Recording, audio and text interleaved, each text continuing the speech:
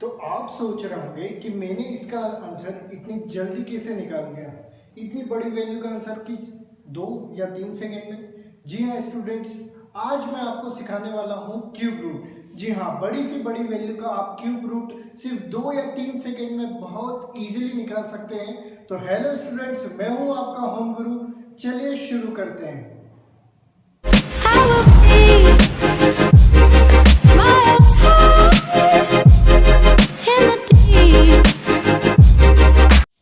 Hello students, तो students सबसे पहले आपको 1 से लेके 10 तक सारे क्यूब्स याद रखने पड़ेंगे। उसके बाद अब मैं बताता हूँ कि मैंने इतनी बड़ी वैल्यू का क्यूब रूट सिर्फ 2 या 3 सेकंड में इतनी इजीली कैसे निकाल लिया। सबसे पहले स्टूडेंट्स हमें ये ध्यान रखना है कि दो तरह के नंबर्स होते हैं, एक होते हैं नो चेंज नंबर और दूसरे होते हैं चेंज नंबर। अब चलिए क्वेश्चन पे।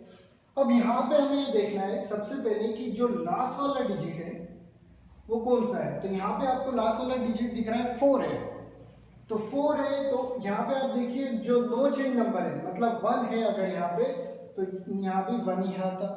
अगर यहाँ पर 4 है तो यहाँ भी 4 ही आएगा आंसर में। अगर 5 है तो भी 5 आएगा।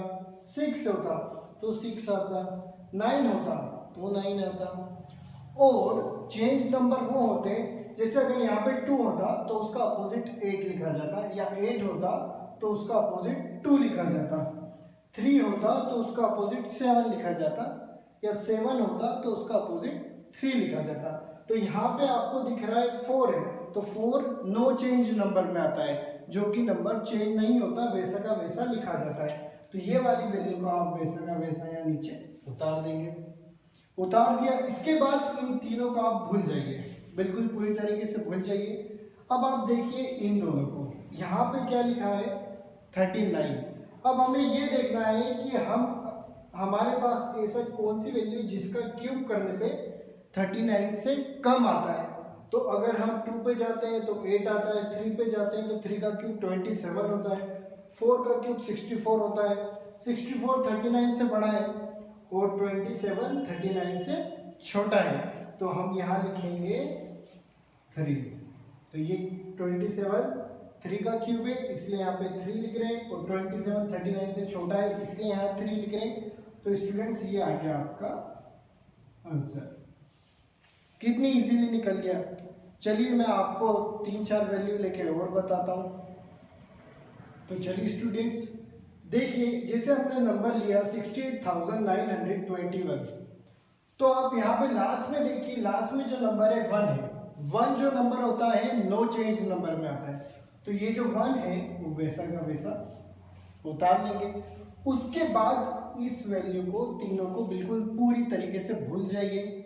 अब आप यहाँ देखिए 68, तो 68 ऐसी कौन सी वैल्यू है जिसका क्यूब करने पे 68 से छोटा नंबर आता है। तो यहाँ हमें दिख रहा है कि 4 का जो क्यूब होता है वो 68 से छोटा होता है, जो कि होता है 64।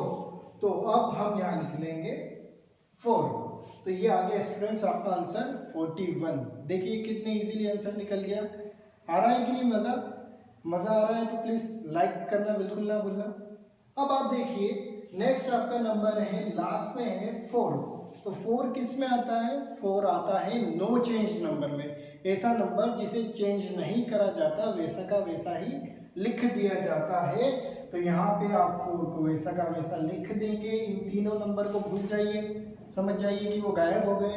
अब आपका बचा 262। तो ऐसी कौन सी वैल्यू है जो जिसका क्यूब करने पे 262 से छोटा आता है। तो हम यहाँ पे दिख रहा है कि 6 का क्यूब 262 से छोटा होता है, जो कि होता है 216, और 7 का होता है 343। तो हम यहाँ लिख देंगे 6, क्योंकि वो 262 से उसका क्यूब छोटा होता है। तो ये आपका आंसर आ गया 64। कितनी इजीली आंसर आ रहा है, वो तो मुझे टाइम लग रहा है क्योंकि मुझे आपको समझाना पड़ रहा है।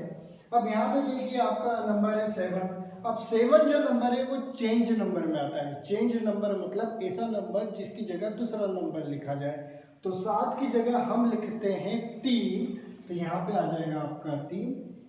अब इन तीनों को भूल जाइए, गायब हो गए हैं। अब यहाँ देखिए 389 है, तो ऐसी कौन सी वैल्यू है जिसका क्यूब करने पे 389 से छोटा आता है। तो देखिए 7 का क्यूब करने पे 343 हो रहा है जो कि 389 से छोटा है। तो यहाँ पे हम लिख देंगे 7।